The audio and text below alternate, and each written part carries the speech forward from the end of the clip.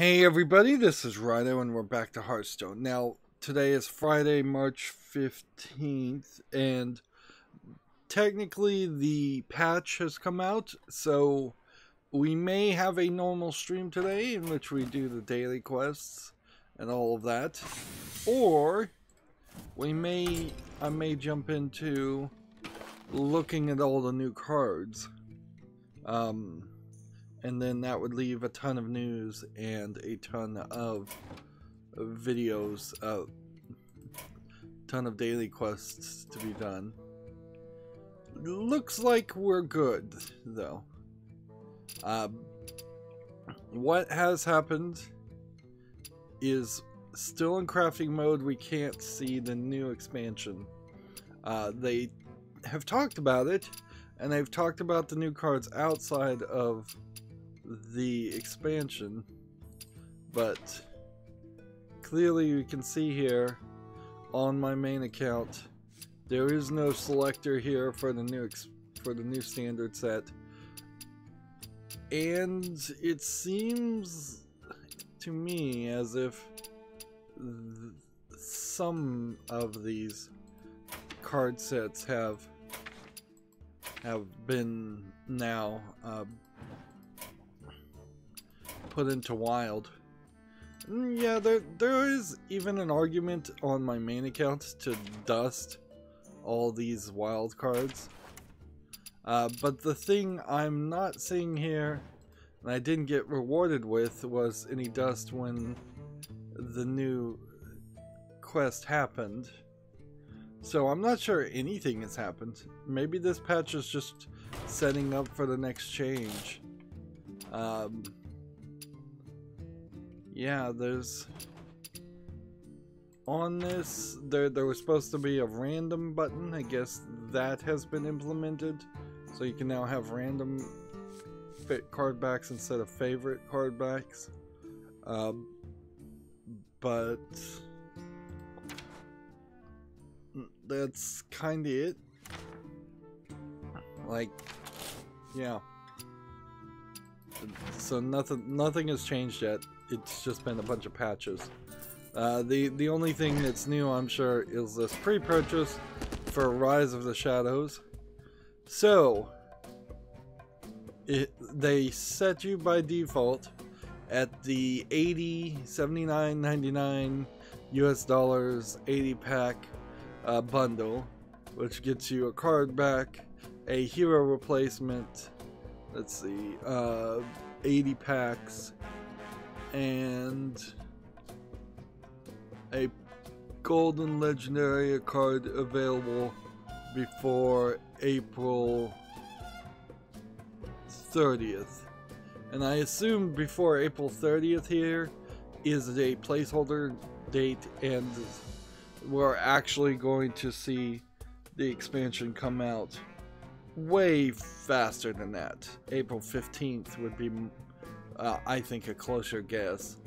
That would be exactly a month from now. So yeah, this usually these dates are placeholder dates.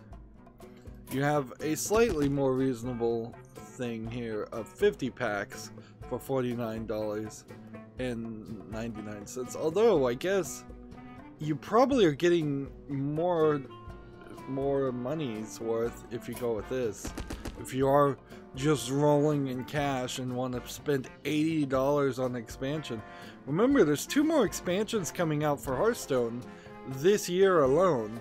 So you're talking $80 potentially for each of those. That's $240 on one game. That's really, really expensive. Meanwhile, the other heroes have always been kind of rip-offs at $10. Yeah, frankly, my Patreon would have to be overflowing with cash, and I'd have to have just so many subscribers begging me to buy heroes before I would consider doing that. I think you're still probably in a slightly better deal to buy the welcome bundle, like 10 packs for $5, plus a random classic dragon legendary would be very useful, because that would be a big push in dust for my main account and be helpful on the other accounts. And you could also buy, I guess, Rastakan's Rumble or any of these other card packs on this. We haven't seen Unguru disappear yet, but it says it's leaving the shop soon. And this is leaving the shop soon too. And this is leaving the shop soon also. So it will just be Witchwood and Boomsday and Classic, and then Rastakan's Rumble, and then Rise of the Shadows. Rise of the Shadows, as I understand it, are going to have potentially some faction cards. I don't know if it's going to really work like the Gnomes versus Goblins faction cards. I think that was the expansion with that. So if this is going to be a regular stream, then I need to type into the chat just a regular comment. So I'll do that right now.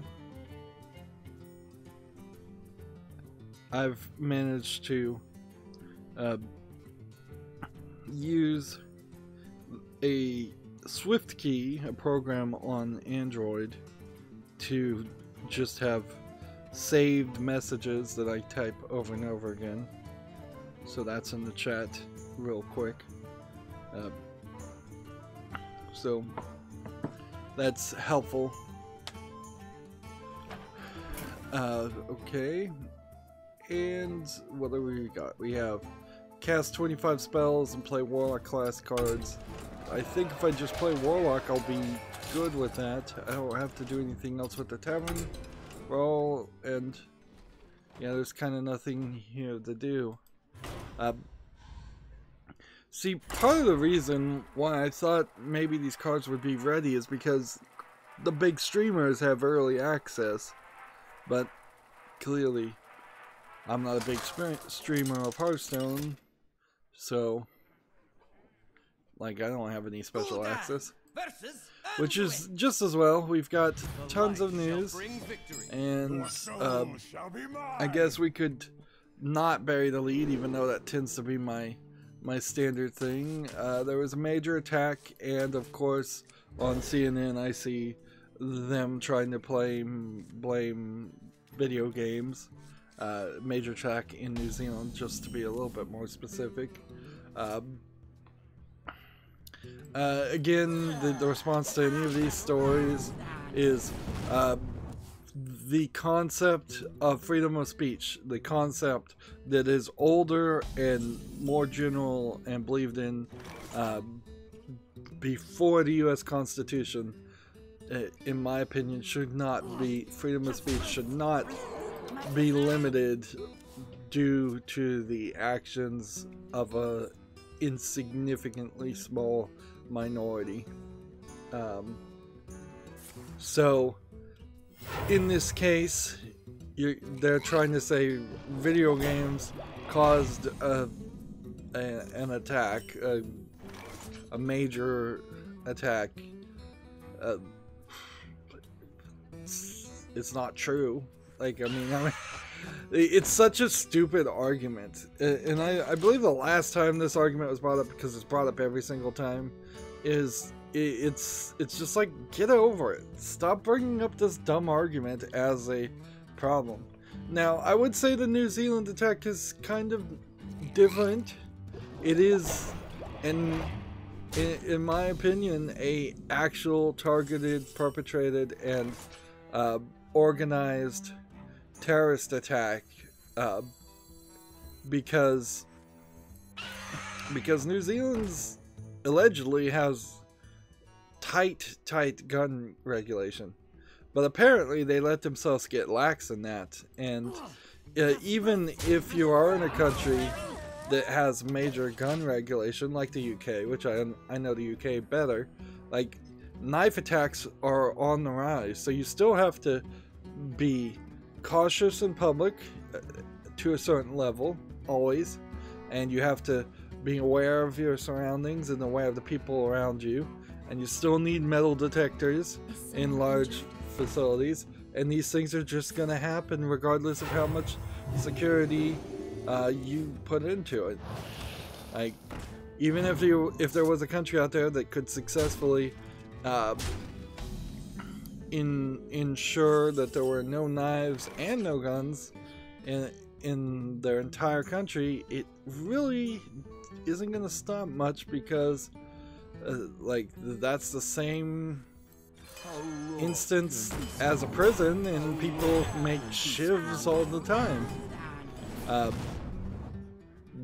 The truth is, it would be ridiculous to be as determined and paranoid of attacks as the people who want to perpetrate attacks are determined to actually do. But as far as this having anything to do with video games, it has nothing to do with video games. Anybody trying to drag video games into it is doing that because, well, I saw this argument on CNN, and CNN really just pushes that narrative because that's been the narrative they've been pushing the whole time. So my assumption here is CNN literally told their reporter in New Zealand, to bring it up as a talking point, as I'm sure they do for lots of things, whether that's a legitimate news reporting tactic or not. I would say it probably isn't.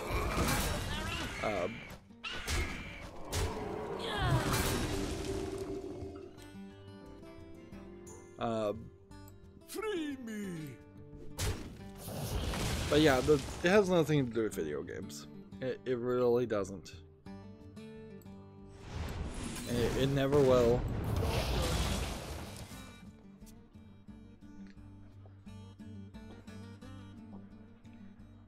It's part of a extreme leftist ideology that is growing, or unfortunately, in the United States, to push censorship to the point of destroying the fabric of all art and all free expression.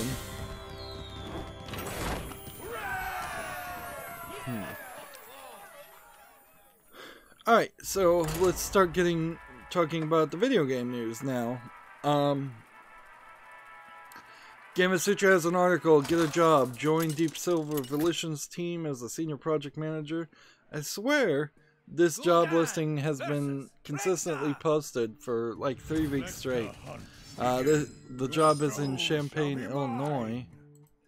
I think some of these job listings do just get reposted every week. Which would be accurate and would make sense, certainly, in a job listing sense. Like, you would try to post the same job for multiple weeks on end to prove that you did a significant outside search before you inevitably hired from an internal option. Because that's what a significant amount of job listings are, is they've already picked who they're actually going to hire. They just are crossing their I's and dotting their T's and trying to make it look like they're not just hiring internally or being nepotistic, and that the person who they're going to give the job to actually deserve the job, even though they almost certainly don't. And there are probably more qualified people from the outside.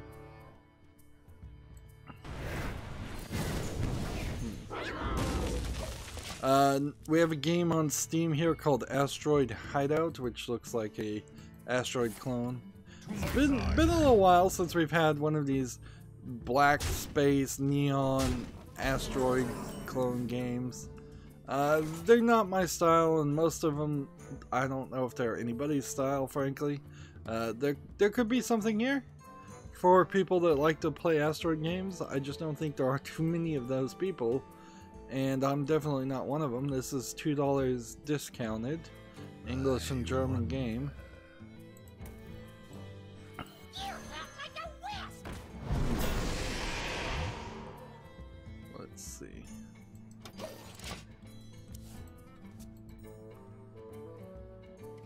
GameIndustry.biz has an article. Curve Digital parent Catalyst acquires the Bomber Crew developer. And every time I have to talk about Bomber Crew, I have to apologize to the fan who suggested I play it. I've never bothered gotten around to it. Apologies. It sounds like it was a really good game. Clearly it has its fan base that's pretty big.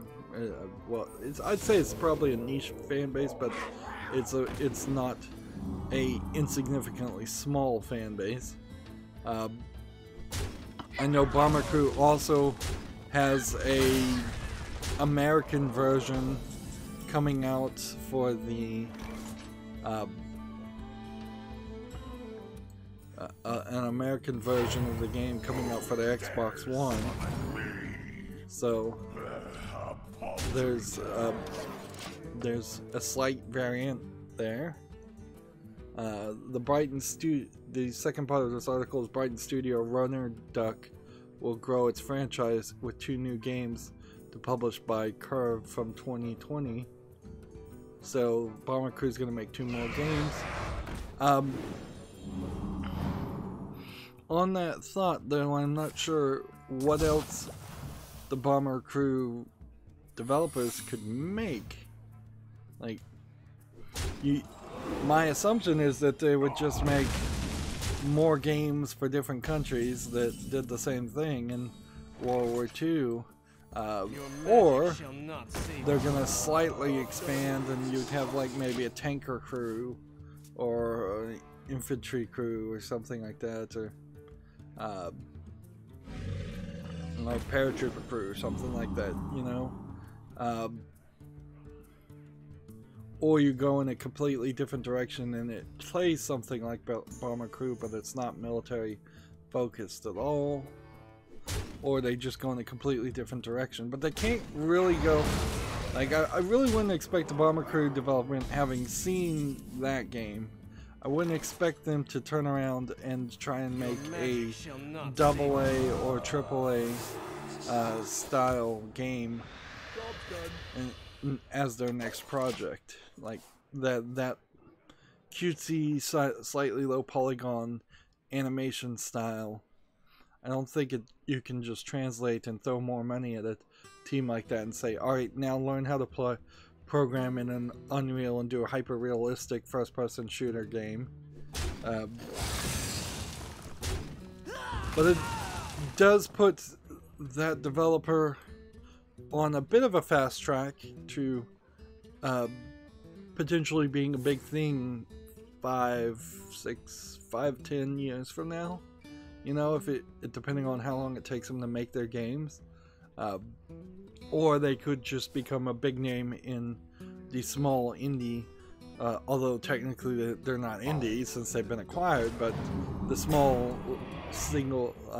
experience games, I don't even know what I would want to call them, single A games is kind of what I would call them, but I very rarely actually use single A as a descriptor for games.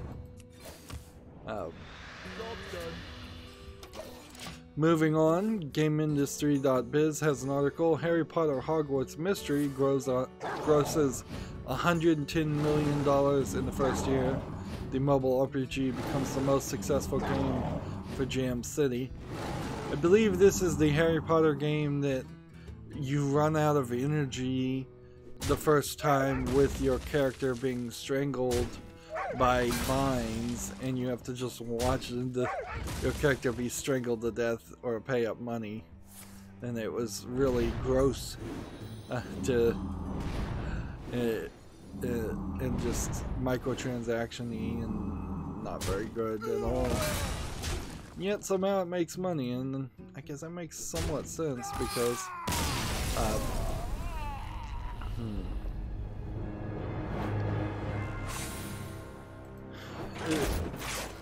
yeah, people still like Harry Potter. I don't think Harry Potter is ever really going anywhere. Like, Harry Potter will more than likely die down to the level of what Chronicles of Narnia or The Wizard of Oz or Alice in Wonderland are right now. Like, those aren't huge stories. The Chronicles of Narnia in particular is like a series that never really had a successful run of all of its books in movies or TV, and was definitely popular when they first came out, but not there. Chronicles of Narnia, I would say, is probably, if it had come out today, would get a decent treatment from Netflix, like Netflix did the series of Unfortunate Events pretty well. I really like that TV series, I guess, Netflix series. That being said, I think the books kind of go in a weird direction, and thus the second part of the second season and all of the third series, part of the third season, feels like it kind of went in a weird direction also. There's also a point to say that a series of Unfortunate Events really did approach it as a very abbreviated series, because they could have, and if I was the director of it, I would have probably tried to push for one season to do one book, and then I probably would have gotten pushback to say, no, one season will be 2 books. Instead, they had an entire book done in 2 episodes, and they were just breezing through all of the early books. And I don't know how long the books are, because I haven't read the book series, but unless you're talking unless they're just like 400 or 500 word books, really short, you could have stretched that out. Even if they were really short, you could have stretched it out. You could have taken the general concept of being stuck with Count Olaf a lot longer in the first couple episodes. Maybe that was part of the problem, is that they didn't want the unpleasantness of them being under Count Olaf's control at the beginning. But then all of the other parents or adopted parents, that stuff could have gone a lot longer, so you might have made the first book short, but then the rest of them longer. The being in the school section could have easily been a whole season, and yet it wasn't.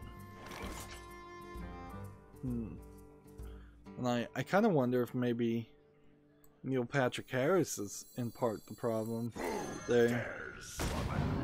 I wonder if maybe his schedule or his price tag was just too high. So if it had been maybe a no-name actor playing Count Olaf in the Netflix TV series, they might have had more budget to make more episodes. Well, of course, I'm really talking about that. Like, I went off on a tangent there, didn't I? Like, yeah, that doesn't really have anything to do with video games. I was just talking about Harry Potter. Yeah, anyways, my point that I was trying to make was Harry Potter is very popular. And it's definitely set to be very popular for... Okay, take that.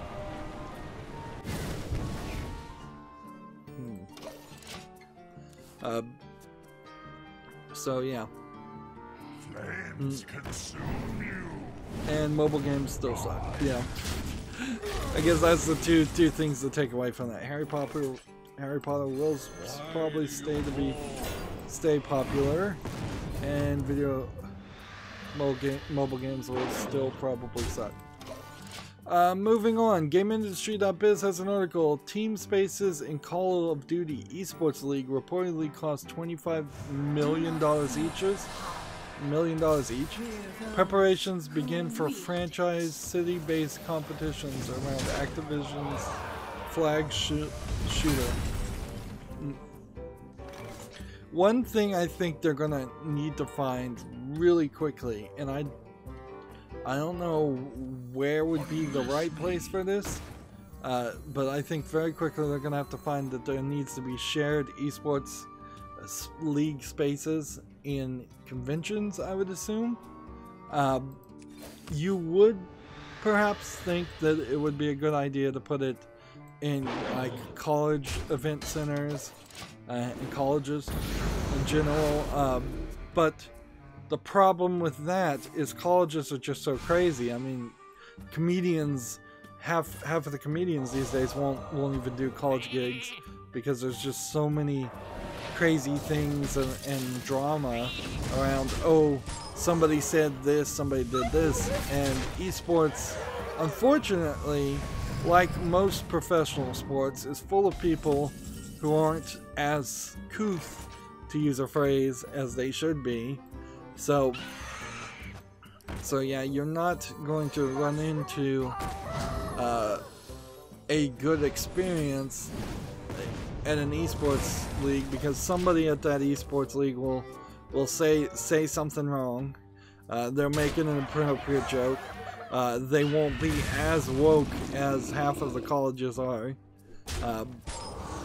They'll tweet something on their private Twitter from 10 years ago.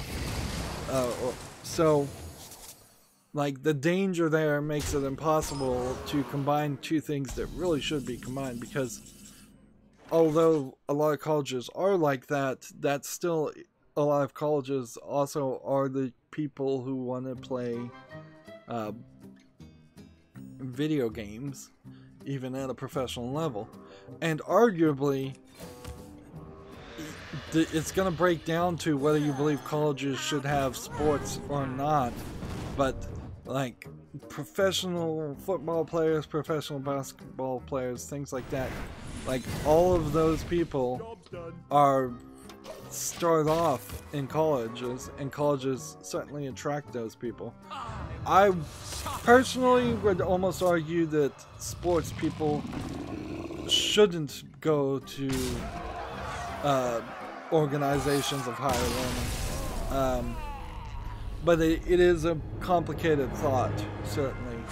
Like, it comes down to, do you really think, and my jaded opinion to the answer to this is no.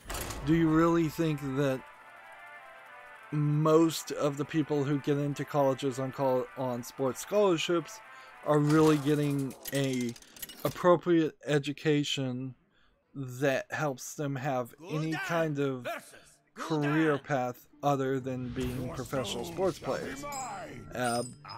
And I would say the answer to that's probably no. So there probably should just be a vocational schools, like there should be a vocational football school for professional footballs that people go to. That being said, sports bring in a lot of money for colleges, and colleges are greedy. This really is a great example of just capitalism ruining the concept of education in a lot of ways. Like, if a college really did put down their foot, if they didn't care about making money, they'd say, we're not building a giant $1 million football stadium. We're not giving sports scholarships. We're not having any athletic activities at all. That would probably be too far, you know.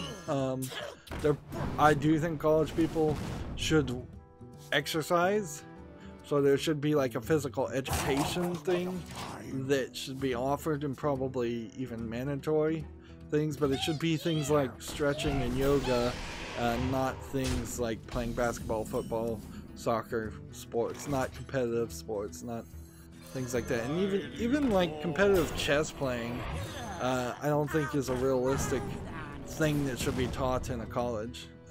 But so like if a college could really do that, they could get rid of all sports, and they probably should, and just focus on arts and sciences. Like there's a Bachelor of Arts, there's a BA, there's a Bachelor's of Sciences. There's no Bachelor's of Sports.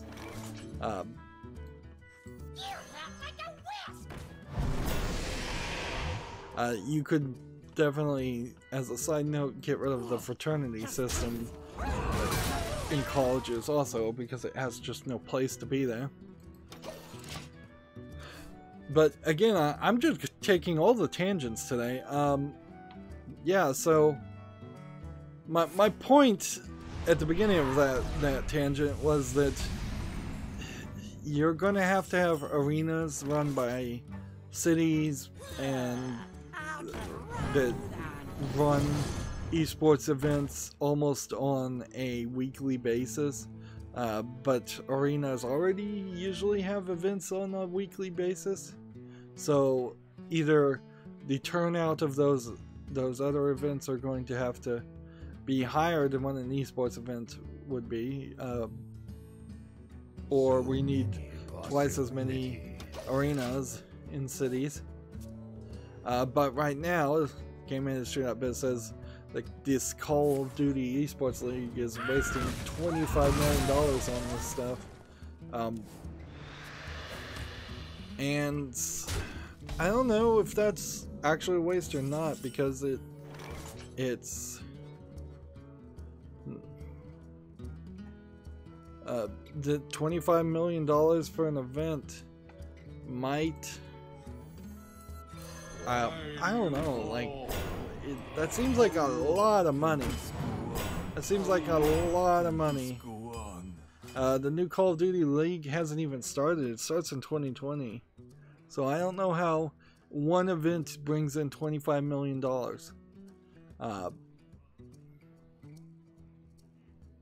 Yeah, this seems crazy.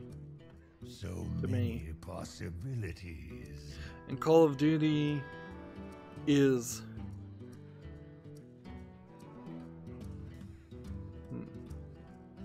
oh, I see how this is working. As I scroll down and read the first sentence in the article, like I had only made it to the title before I had hit this tangent. I'm all over the place today. It says esports teams will need to pay $25 million if they want to take place in the Activision Blizzard's new Call of Duty League. So they're charging $25 million. I don't think anybody's gonna pay that. That seems insane. And you can be an unofficial Call of Duty esports team if you want for a lot less than $25 million. And to get back to the college tangent, yeah, colleges do and are starting to set up their own esports teams and social clubs. I'd probably put them closer to social clubs than actual. We happen to have enough good professional esports players in our your magic shall not in our group of students that we could actually compete.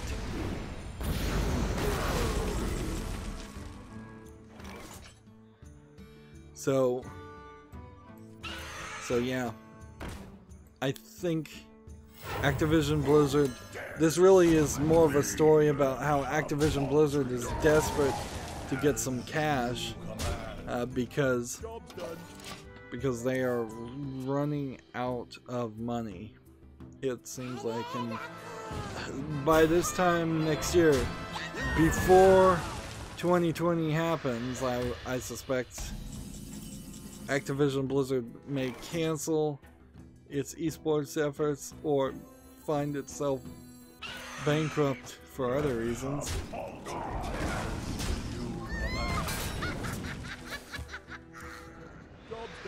Let's see. Let's move on. Speaking of ridiculous amounts of money, Ninja reportedly earned $1 million for the promotion of Apex Legends. Top streamer Tyler Blevins, one of the few paid for the promotion of Electronic Arts and Respawn's surprise release Battle Royale. $1 million is probably a little too much for Ninja,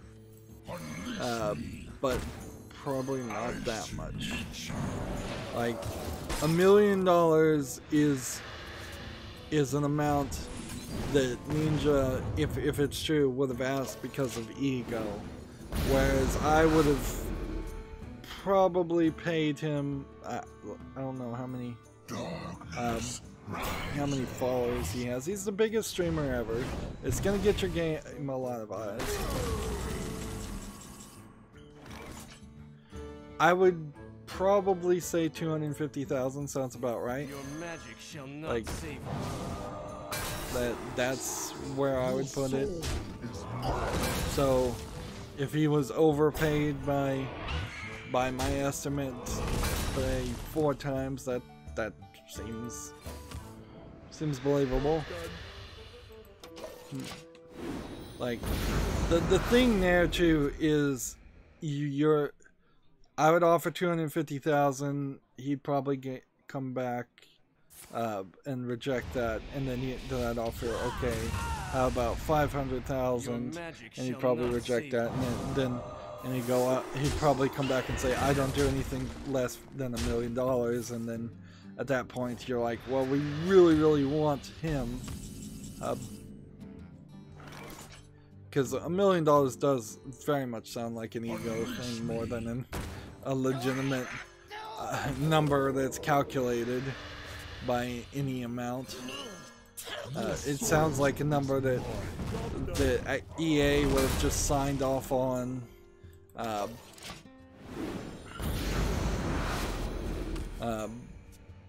instead of really doing any calculations.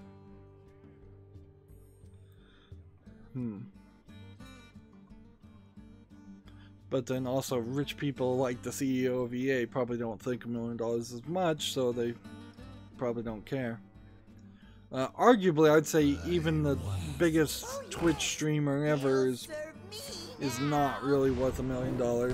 And I would have loved to see $1 million spread out between a lot more streamers, instead of it all going to the top one streamer,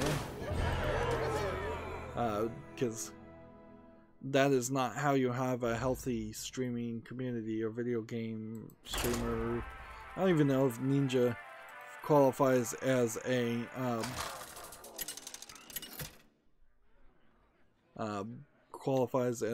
Gul'dan versus Valera. as a video game critic. Your soul Interesting. shall be mine. I'm having to log into the Steam store. A lot of things have been updated, so let's see. No, that is the Battle.net authenticator, the Steam one. I have like 3 different authenticators on my phone at this point. It's ridiculous. Steam Guard.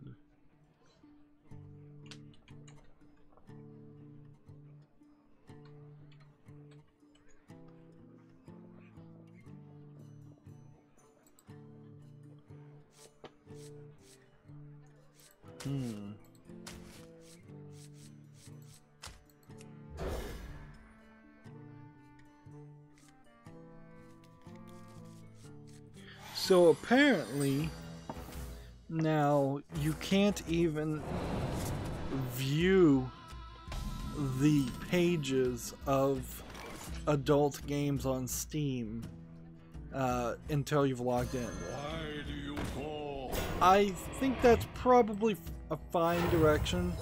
It does fix the problem of the Steam pages, while still trying to be somewhat family friendly, not really being as family friendly as they should be.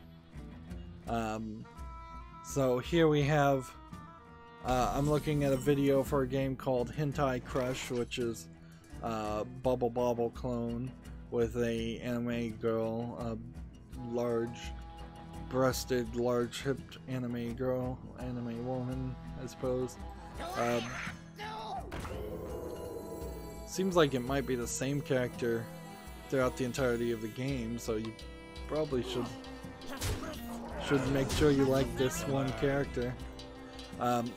So she's losing clothes as the game continues, and there are little emoji heart pieces, little hearts, I guess, not emojis, covering up all of her, all of the naughty bits.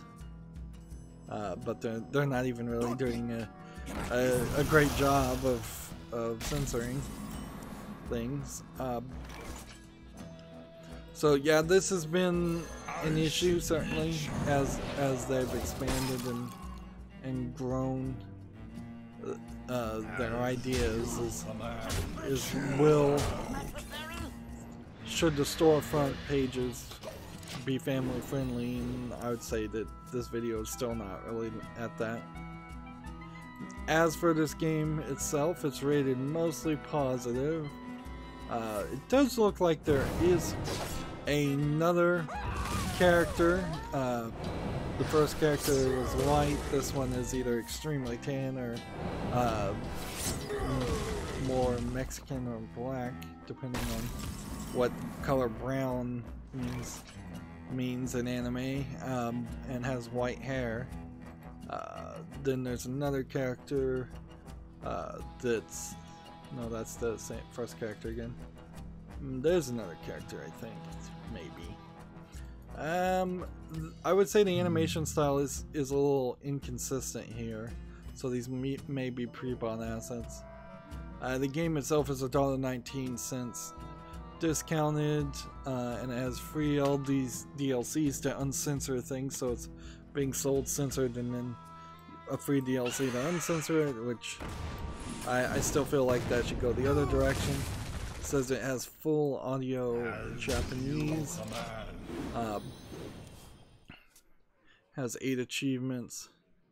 Yeah, it seems like there may be 3 girls, 3 or 4 girls. It's not a terrible one, but it still doesn't look particularly good.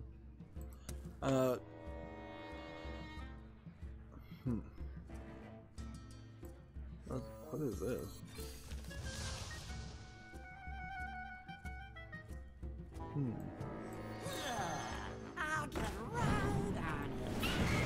So I think Honey Pop in particular has set just a really high standard, and because they set that really high standard, now something like Hentai Crush, which is a low effort name by any definition, is just, it's not even in the same ballpark as what Honey Pop was.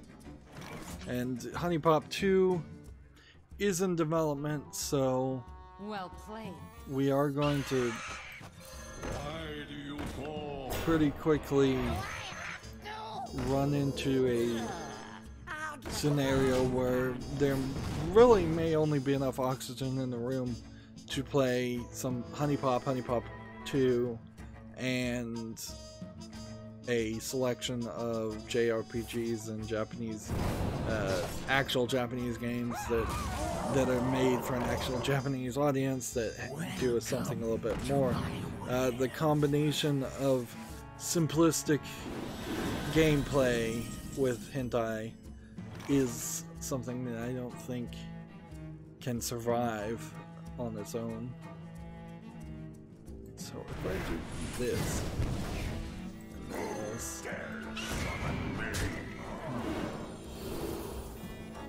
and we can just do that, that, and that.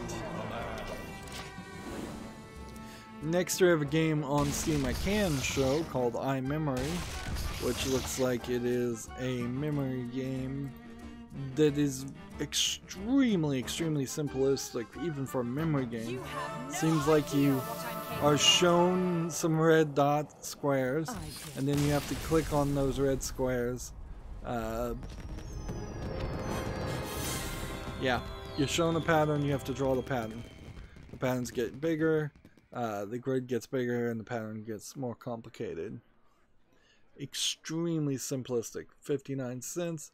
You can see this developer has a bundle of 24 games, so they're just flooding Steam with simplistic bad games. 9 achievements, which might make it an achievement game. It's always hard to judge an achievement game that is designed just to give you a 100% achievement collection. I guess we can move over to Tempo Mage, and we'll get to the spells done a little earlier. So yeah. Let's see.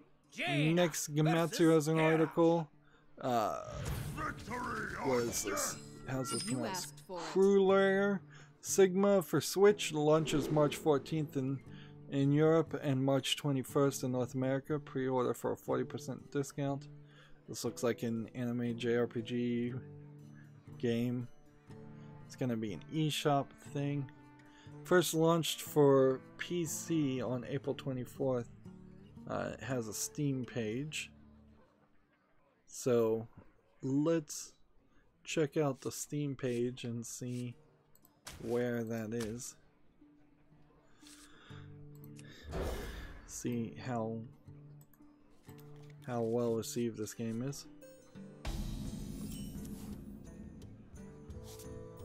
Okay, so it's a mostly positive game. Says it's a hack and slash indie fighting game. So not really a JRPG. Time runs out on me. You know, I probably wouldn't be upset with a hack and slash game over a JRPG game. That being said, it's probably hard to justify to play a hack and slash game that's as good as some of the JRPG games. This is $7.99 on Steam and is similar to X-Blades, a terrible game that I own and will cover at some point. So yeah, this is a game that should be on the wish list, but it does run into that problem of being a very Japanese looking game and JRPG looking game, while not actually being a JRPG, which probably falls down when you're talking about instead playing like a Final Fantasy game or any of the other much better known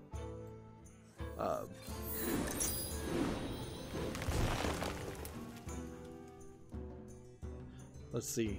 Interesting. So now I have a bunch of taunt minions.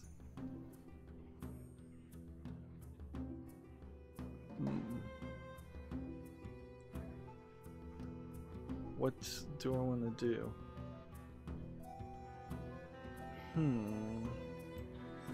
What to do? What to do?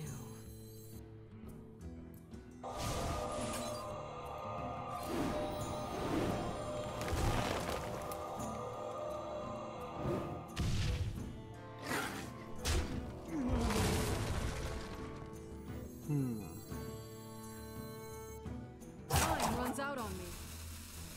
End the turn there. Alright. That was a weird position because of him getting all the copies of my spell cards. Okay. Next one I play has to be that one.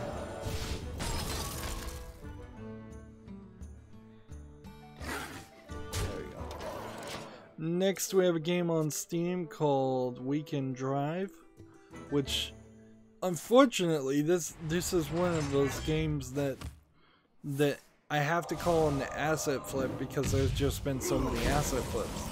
had there been no game that ever looked like this, and I was coming at this fresh instead of 5 years into looking at games on Steam, or even more than 5 years of that, I'd say, oh, this is just a cool idea of you're just doing a destruction derby driving game. But you can see this is just unturned assets. Is all it is. This is just another low effort GTA clone. They want $8.99 discounted right now on this game. Yeah. Just standard Steam garbage. Unfortunately, doesn't even look much like garbage these days.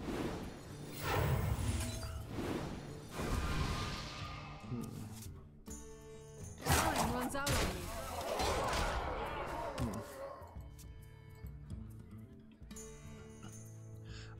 Gematsu has an article, Kill la Kill IF launches July 25th in Japan. So we have an actual release date for the Kill la Kill game.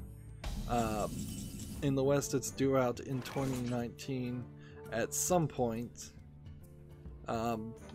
Still kind of feels like it's a little late for them to be making a Kill la Kill game. But better late than never, I suppose. I think Kill la Kill, as an anime centered around fights, as just a boss rush anime for most of its run, it makes sense that there be at least a small fighter tie-in game. This is something that was done in the old days with arcade games all the time. You'd have Ninja Turtle fighting games galore. You'd have basically anything. Anything and everything.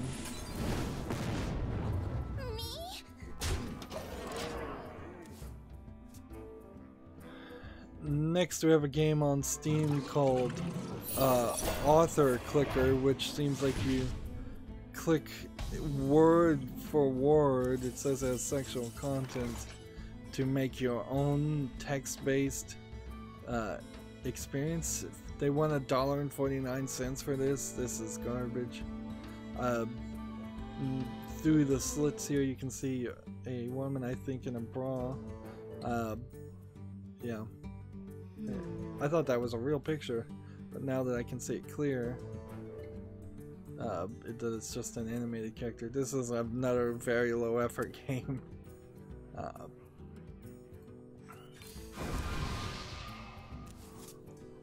Next secret I play is free. Well, that's not going to be helpful. We have many secrets.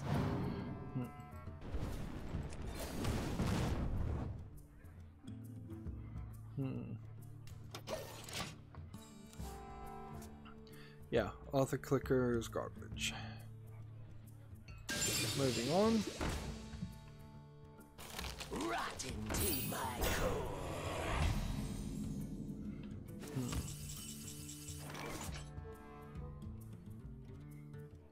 Let's go ahead and hit this with this for free. And we might as well play this. Secrets. And we might as well play this.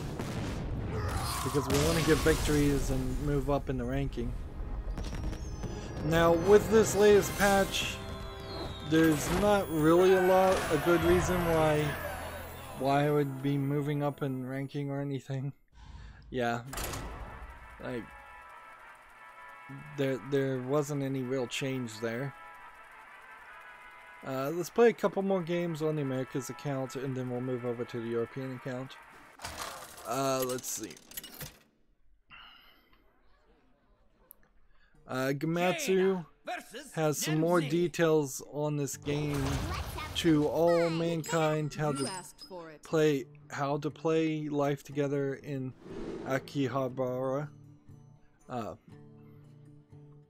which this is this weird, like, not a visual novel game, it's a survival game with a lot of like relationships of a bunch of anime girls that are in this like post-apocalypse, like post-apocalypse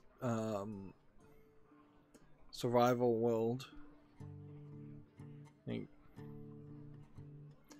It's a weirdly delivered story and concept, I would say. Because it really is, it is a Japanese like equivalent to, I guess, Lord of the Flies, which, if there's one book that doesn't need any equivalence to, it's Lord of the Flies, which was just a counter argument of Robinson Crusoe, I believe. Job's done. Or a book like that. Like Lord of the Flies, I've probably gone on this rant about once a year, but it is literally a teacher wrote Lord of the Flies to say, and like it is a self-affirming accusation that all kids are horrible and they would just devolve into monsters, and that is why teachers have it on like the recommended reading list so much and make classes read that story, is because it is literally just snotty, self-righteous teachers using a book written by a snotty, self-righteous teacher to insult the class. Secrets.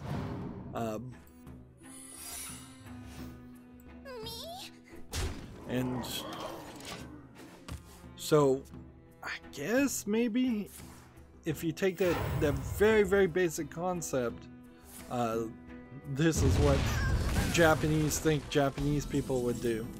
And I think the Japanese probably are more right. Like, after the Fukushima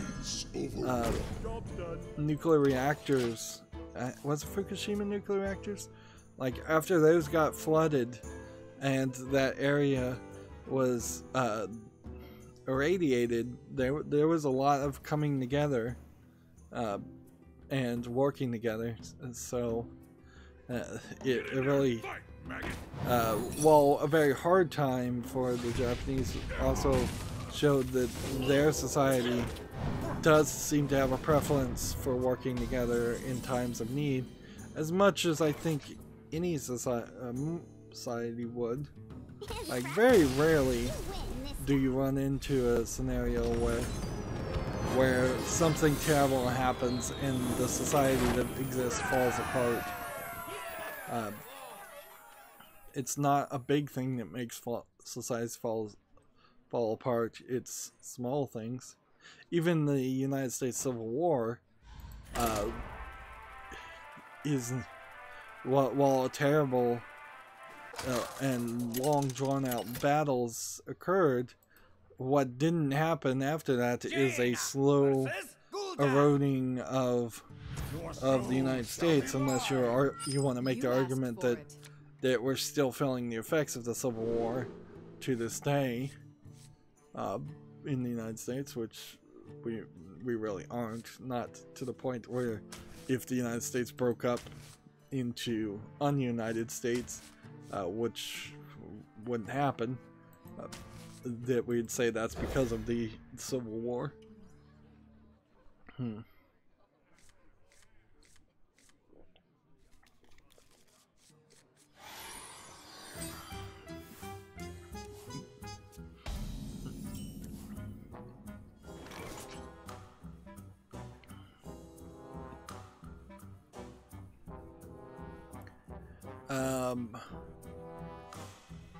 Let's see. It's just in the turn here. Moving on, Kimetsu has an article, Destiny Connect TikTok Travelers, details Sherry's family, a new Isaac form, and more. This is a time travel RPG that is out today in Japan. I've never even heard of this game. So, yeah, is this on mobile? Because it looks a little too animated to be on mobile. Is this on Switch or is this on PS4? This is a game that really got no announcement at all. Look at Grandma. Here's what Japanese people think Grandma look like in anime. Someone who could easily be a mid-30s and dyeing their hair gray, still wearing slightly high boots with way too high shoes. Like, that's their grandma.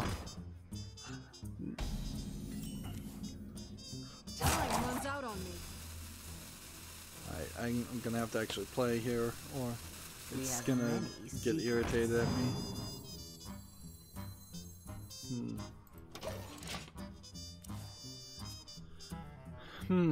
Well, whatever this game is, it seems like you're either fighting with or fighting against, or both, giant, like, clockwork machines. Alright, Destiny Connect TikTok Travelers is available now for the PS4 and Switch in Japan, and it's due out in North America and Europe this fall. I don't know how I missed this game. That's very disconcerting for me, because the whole effort here is to not miss games. So if I'm accidentally finding out that there's actually even one that I've never heard of, that means I dropped the ball somewhere. Not a lot. I'm still getting well over 99.9% of games, at least in my head, before I dismiss them or ignore them. But if there's a bit of news that just doesn't get reported from my sources, I need to try and find more sources, and I'm always looking for more sources that I can manage to tolerate.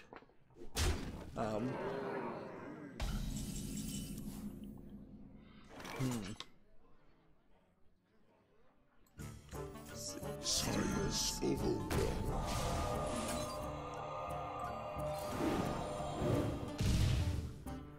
For $1. Job's done. See, next we have a game on Steam that's just a bunch of Asian characters. It looks like it's probably a escape the room game with a lot of text, so I would guess this was probably a mobile port of a Chinese game.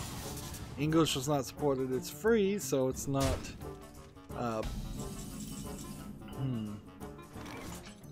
I guess this is Prison of Ward. Might be the game. Yes, it's a Chinese game. Now, writing all these descriptions in English, I would assume Steam forces everybody to write their descriptions in English. If Steam and Valve had more employees, I would think they probably should go in a direction of saying, actually, you can just write the description in your native language, and we'll just have a native speaker translate it to us, or read it. That would be something that would be nice, certainly, but it is also asking quite a lot to have everybody have somebody on the payroll that speaks every language that ever exists.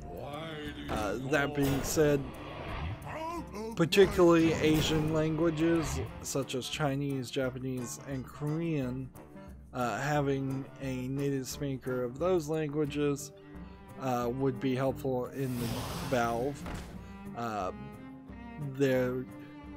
Everything from like the European country languages, I say, would translate fine to English. But once you start getting away from the non-Latin based languages, you run into problems where the subtlety of the words might mean something completely different to what you understand it, or the cultural understanding behind those words might mean something completely different. Feeble mind.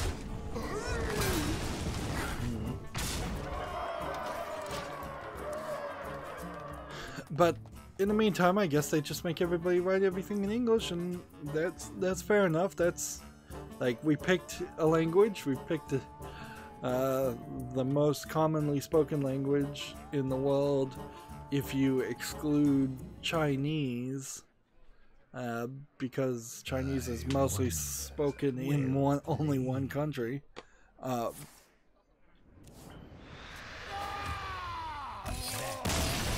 So, yeah, next we have a game on Steam called Stupid Cupid. It looks like it's a stand in one place VR game, $4.19. Yeah, stand in one place and shoot a bow and arrow. It doesn't look terrible, honestly, but VR really is just this collection of archery. Now this one, I guess, is getting around the gore of shooting animals with,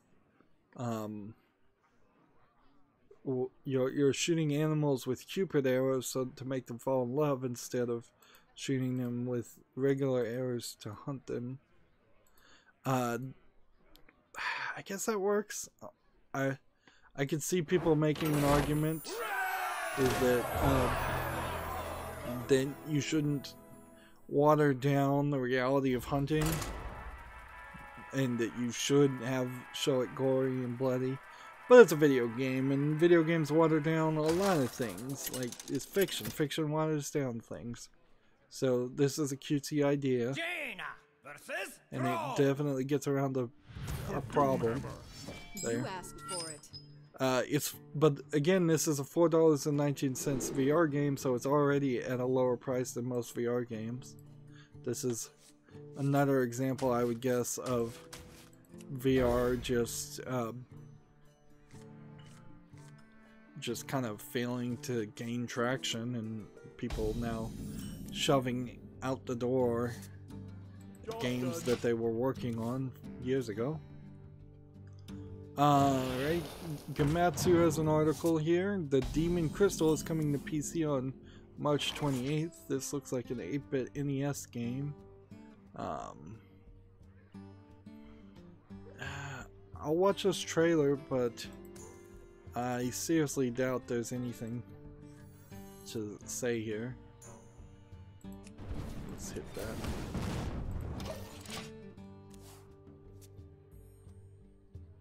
It's apparently supporting Japanese, English, French, and Spanish. Seems like there are multiple houses as puzzles, and there's bombs and a fairy character. Yeah.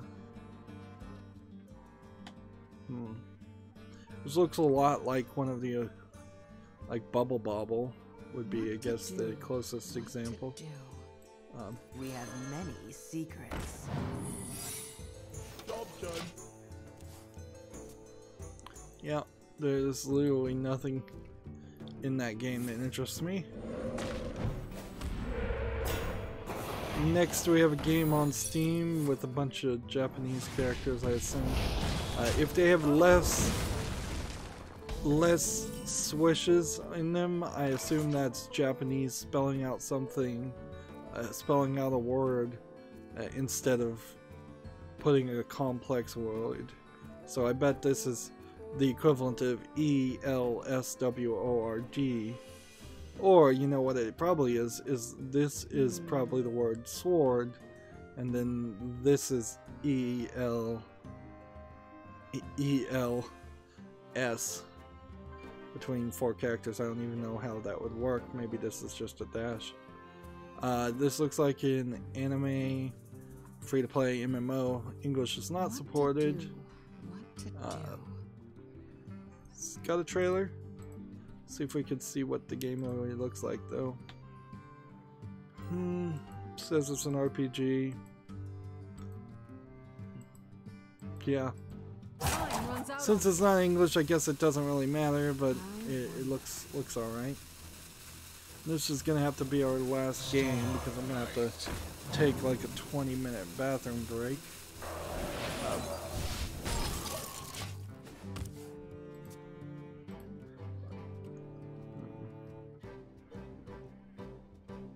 Like, today we have a lot of Asian-esque games. It seems really like there are some approval process limitations that are happening. You get these big bundles of Asian games, you get these big bundles of RPG Maker games, which would also fall under the category of Asian games, but if you separated them out. So we have a game here, Genesis, and a bunch of Asian characters. His words that have lots of swishes in them. You can see this is already mixed, free-to-play early access game. Says it's an action game. I'd call it maybe a top-down hack and slash from what it looks like. It's free, and it doesn't even say in-game purchases. It's English and Chinese. So I don't even know how it gets any money if there are no in-app purchases, but I wouldn't be surprised if there are in-app purchases runs out on me. and the game just doesn't say that. An incredible discovery! Start right. Job done. There we go. So as long as we keep running into games that don't support English, I guess there's not a lot that has to be considered. So the next game, in that same way, we have Mortadelo y Filemon, una adventure de sin especial edition, special edition. So Mortadelo and Filemon, an adventure, a cinematic adventure, special edition. Sounds like. This looks like it's a French point-and-click adventure game.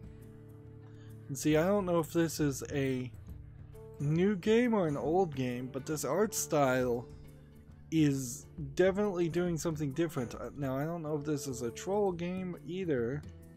Unfortunately, it says it's English with English subtitles, but that's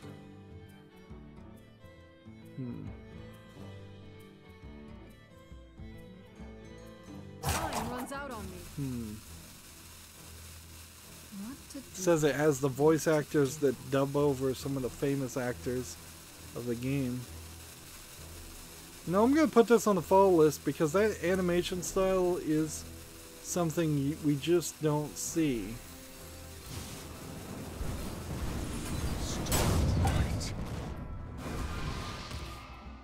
I played wrong there. That I wasted an attack, but it didn't matter. Yeah, I'm gonna see if this gets received. This looks like an old 70s animation style. Back when we had actual animators who were recognizable by their art styles. Science overwhelmed.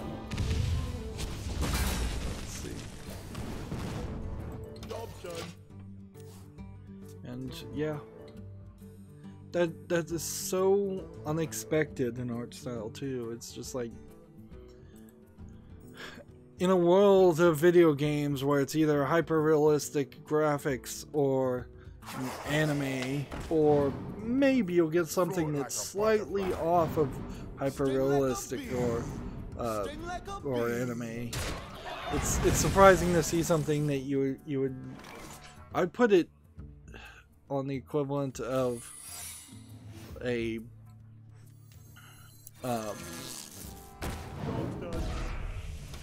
there we go, I've got a victory. I put it on the equivalent of something you might see in a newspaper or a comic book from like a European comic book, something that you might have seen in a web comic by a very specific artist. Like, moving on though, I'm really fascinated by that game, but we'll just have to see what happens. We have a game here called The Game Show, which apparently is a first-person shooter idea, I guess, of a battle royale game. Just basically just an asset flip or an idea flip. I didn't see anything in this trailer. Like I don't see a single player playing against you. So, and I don't see any other enemies. So it's $4.49 discounted. Yeah. This is not something. Now, it is weird that they're going by the name The Game Show. Well, like that's a weird name because now they've taken up a name that I would have preferred to not see used by somebody like this. And this is driving me crazy, but I have to do the responsible thing here. So let's see how long we've been going. Like, ideally, I'm in this middle of this winning streak. We've been going for an hour and 16 minutes, and I would just keep playing to try to go up ranked. I'm up at rank 17. This may only be like the 4th or 5th time I've even made it to rank 16. If I could get one more victory in a win streak, that would be amazing. That would put me up at 16. I'm not sure I've ever been up to 16. Unfortunately, I'm going to have to take like a 20-minute bathroom break. So, like, we're going to have to end this recording here and leave the stream going, and then I'll be back. As always, I ask you to like, share, subscribe, comment, and watch every second of my videos. If you want to friend or follow me on any social media sites, there's a whole bunch of links down below in the description box. And if you want to support me even further, there's a link to Patreon, or you can friend me on Steam and gift me a game off my wishlist. Thank you for watching. Have a good evening.